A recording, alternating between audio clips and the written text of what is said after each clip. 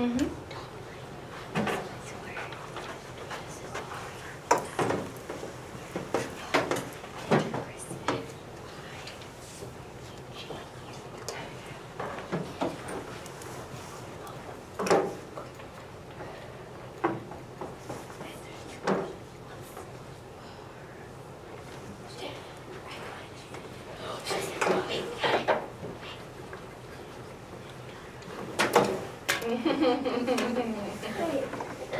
Well, I was nervous that I got done already.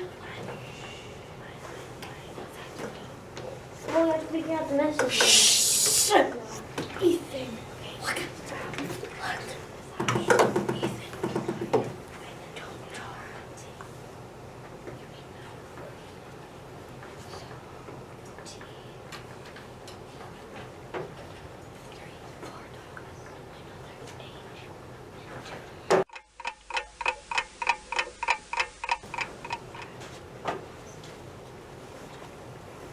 All right.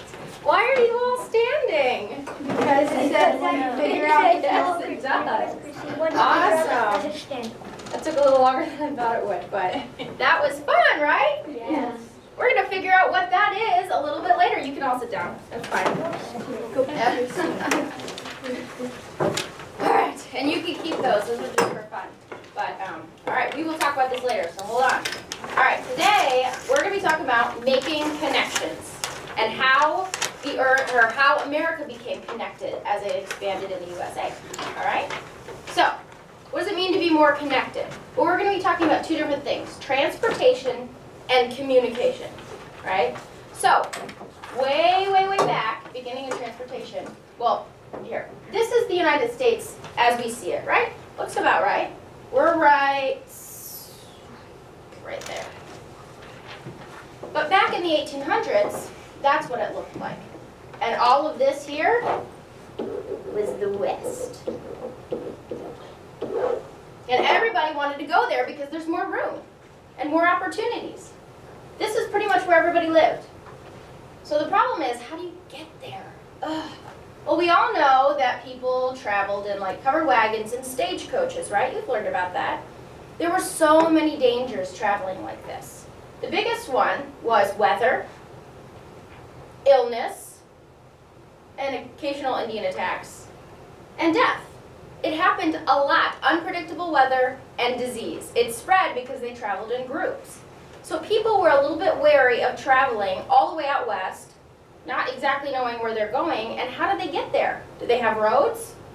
Well, that was one of the things, transportation by road. There was a national road that they built called the Cumberland Road that went from Missouri all the way to the East Coast, which was super cool, and they timed it and figured out that a stagecoach can actually get there faster traveling on the road than by riding on a horse or going regularly. So everyone knew it went faster, but these roads broke down. They were built out of stone. So the problem is you can't build roads like that all the way out to the west. So how can people expand? How can they get out there? Well, oh yeah, these are the stagecoaches. So let's think about it. How, without using a road, can you get somewhere? Yeah? By water. By water, exactly. And that's what they did. They looked at it and thought, you know what, look at all of these natural waterways. Canals, rivers, they all connect to each other. That's a great way we can utilize this and get places by boat.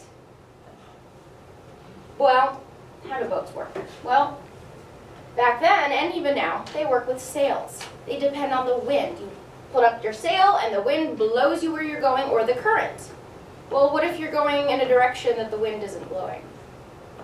Or a direction that the current isn't going out? And you have to move the sails. You have to move the sails, yes, but it posed a problem, right, for traveling? And so that problem was figured out by Robert Fulton. He did not invent the steam engine, but he figured out how to put it on a boat to make the steamboat. And this is actually a picture of the steamboat. And that radically changed everything, because now people can travel places without needing to depend on the wind or the current. And pretty soon, everybody was traveling by steamboat. Steamboats are the coolest thing since sliced bread. that may or may not be fabricated. But by 1825, hundreds of people, that was just the way they traveled. They got on their steamboat and they traveled around. Okay, that's actually not a real article. But it really was true. Everyone was traveling. But can you think of a way that canals or waterways might be a problem at some point? Yeah? It might get too small. It might get too small. Animals in the water. Animals might be in the water. Anything else? Maybe sometimes too many. Somebody comes. There's two ships that go different ways and they collide because there's not enough room. Yep, that's one way. Think about what's going to happen in about 2 months. Winter. Winter. What happens to water in winter, Riley? The water will freeze. Yeah, the water will freeze. This is the Erie Canal at winter. They were having races on it because it's frozen. You can't travel. So that poses a problem with steamboats. So it was an awesome idea and it worked for a long time, but it wasn't exactly efficient. People can't really get where they're going all the time by traveling by water. So the next way is the train. Now way back when, and I didn't know this, trains were actually pulled by horses. I would love to see that for real. But they had, tracks, but they were pulled by horses. Well, they didn't go very far. So Peter Cooper had this amazing idea. He took the steam engine and he converted it into what he called Tom Thumb, which is the first American-built engine to run on an American railroad. It wasn't the first one ever, but it was the first one in America. And obviously he called it Tom Thumb because it was so small. Tom Thumb was also a character for the circus that was really little. So like it was just a play on words. It's just a really small little train. And fun fact, he actually tried to race it one time because someone dared him. They're like, oh, can you race it? And he did, and then it broke. But it ended up being completely changing the whole train system because now that we figured out how to use steam engines on trains, trains were built all over the place, railroads, and now we have a way to travel all over the country. Cool way to remember. When I was, well, even now, I have a hard time remembering names and like what these people did. So I think of it like that. Cooper. You can think of him as pulling all these little cars because of the railroad, or like choo-choo, Cooper. Anyway, that's how I thought of it. So I thought that if that helps you, it helps you. But he's the one that kind of got that going. So now everybody was using trains, and that was the new way to travel west. That was a change in our connections.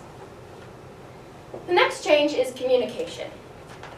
How do we communicate? Well, they could write letters, but that took forever and ever and ever to get places. And sometimes if someone moved out west, you never saw them again. You never heard from them again. How could you? Well, the Postal Service, Benjamin Franklin actually did that a long time ago. Like that was already in service. But with the trains, that then became like a big thing. We can use the trains to deliver mail. And now, mail was so much faster. Like, not fast like we get it in a few days, but it was a lot faster, which actually reminds me, I didn't check my mail. Could you go down to the post office and pick up a letter for me? Just down the hall to the office. Sure. Go ahead. No. It should be there. One of my friends moved out west, and I haven't seen them in like 3 years. And I think they sent me a letter. Because now that the trains are in running, I think I have a letter. Let's see. Let's see when he comes back.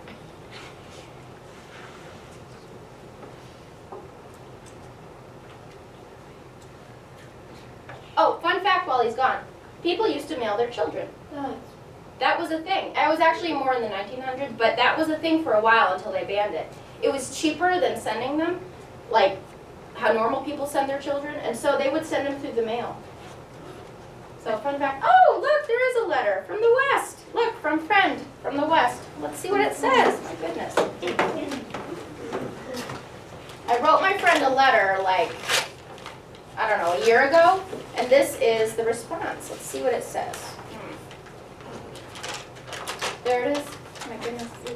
My dear Miss, I received your letter in good time. I am pleased to report that all is well here in the West. All is well. Thank you for your inquiry. I regret to inform you that your kitty cat Puff has perished. I am writing to you the day after it happened. I am so sorry to give you this news. We will bury Puff in a nice patch of grass under a tree. I hope this letter finds you well. Sincerely and warmest regards, friend. Written September 15th. That was fast. That was like a month and a half of a response from my friend from the West. But my cat died. And, oh, my friend sent me a picture. Well, they don't have photographs, but she looks good, doesn't she? She said, here's a recent picture of me and my cow. Yeah. Pretty cool, right? Okay, obviously I don't have a friend in the West who sent me this letter, but that's kind of how it was. September to November was pretty fast time for mail in those days, and that was because of the railroad. Okay, so what else? Well, the telegraph. Does anyone know, without me telling them, whoops, what the telegraph was? The Morse code, yes. You just experienced that. The telegraph was this machine that Samuel Morse developed, and I don't want to give you an algorithm for figuring him out because it's kind of, Samuel Morse, Morse code. He developed this, and it was like a clicking device. And I actually have the sound effect for you so you can hear it. All right, this is the Morse code.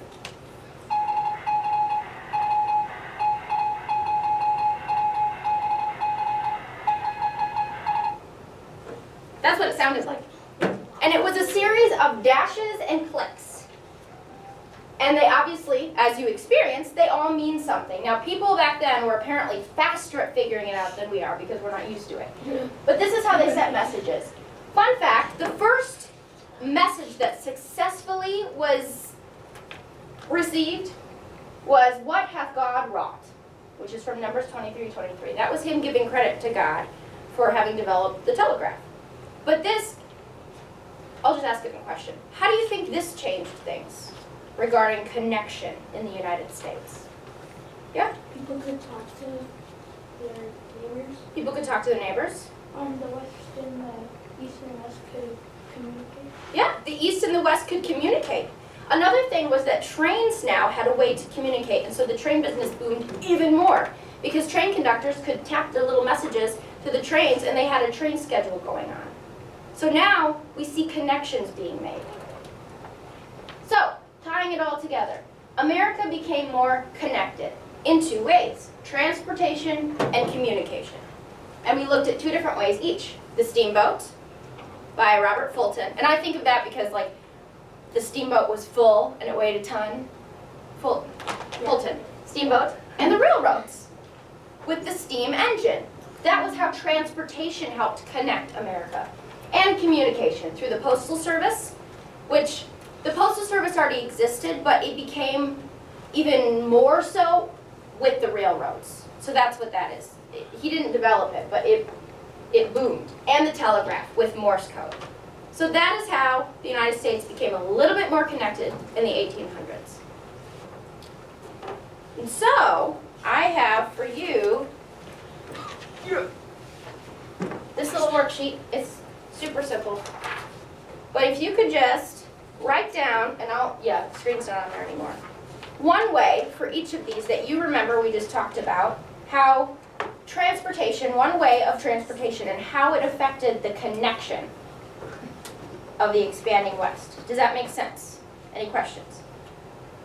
Okay.